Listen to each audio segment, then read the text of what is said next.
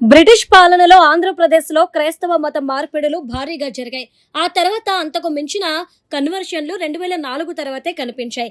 ఆ సమయంలో ఏపీలో మత మార్పిడి మాఫియా రెచ్చిపోయింది. ఆ మాఫియాకి main don Samuel RS Reddy.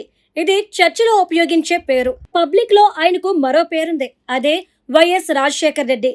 రాజకీయాల్లో ప్రజల్లో వైఎస్ రాజశేఖర్ రెడ్డి అనే పేరుని వాడుకున్న చర్చిలో మాత్రం ఆయన పేరు శామ్యూల్ రాజశేఖర్ రెడ్డి. ఈ వాస్తవం చాలా మందికి తెలియదు. విదేశీ మిషనరీలు మత మార్పిడికి పేదల సేవ అనే ముసుగు వేశాయి. శామ్యూల్ రాజశేఖర్ రెడ్డి కూడా బ్రిటిష్ మిషనరీల అడుగుజాడల్లోనే నడిచారు. సంక్షేమం పేరుతో పేదలను ఆదుకుంటున్నామని చెప్పి విచ్చలవిడిగా మత మార్పిడిలను ప్రోత్సహించారు. క్రైస్తవ మత మార్పిడిల కోసం శామ్యూల్ రాజశేఖర్ రెడ్డి హిందువులు, హిందూ దేవాలయాల వనరులను, నిధులను వాడుకున్నారనేది మరో చేదు నిజం. పంచికట్టుతో అచ్చ తెలుగు ఆసామీల ప్రజల్ని బురిడి కొట్టించిన వైఎస్ రాజశేఖర్ రెడ్డి 2006లో ఒక చీకటి జీవో ద్వారా రాష్ట్రంలో కన్వర్షన్ మాఫియాకి కాసుల వర్షం కురిపించారు.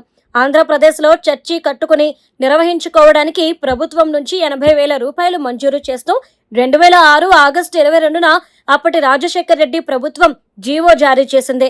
రాజ్యాంగం ప్రకారం అనుమతులు లేకుండా ఆలయాలు, మసీదులు, చర్చిలు నిర్వహించడం చట్ట వ్యతిరేకం.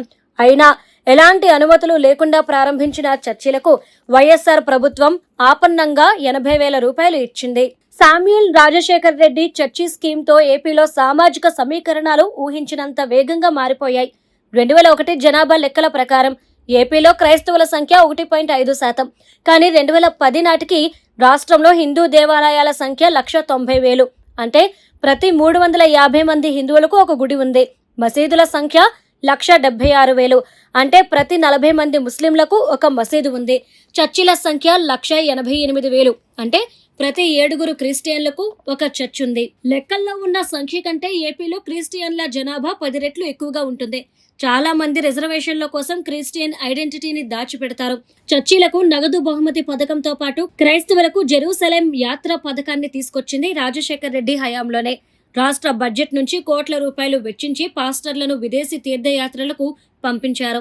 ఆ విధంగా శామ్యూల్ రాజశేఖర్ రెడ్డి మత మార్పిడులతో భారీ ఓటు బ్యాంకు తయారు చేసుకుంటే తర్వాత కాలంలో ఆ ఓటు బ్యాంకు ఆయన కుమారుడు అధికారంలోకి రావడానికి ఉపయోగపడింది. ఈ స్టోరీ ద్వారా కన్వర్షన్ మాఫియా మతాన్ని మార్చడమే కాకుండా ఆంధ్రప్రదేశ్ రాజకీయాలను కూడా మార్చేసిందని చెప్పొచ్చు. అందుకే ప్రజలు మత మార్పిడి ముఠా విషయంలో జాగ్రత్తగా ఉండాల్సిన అవసరం ఉంది.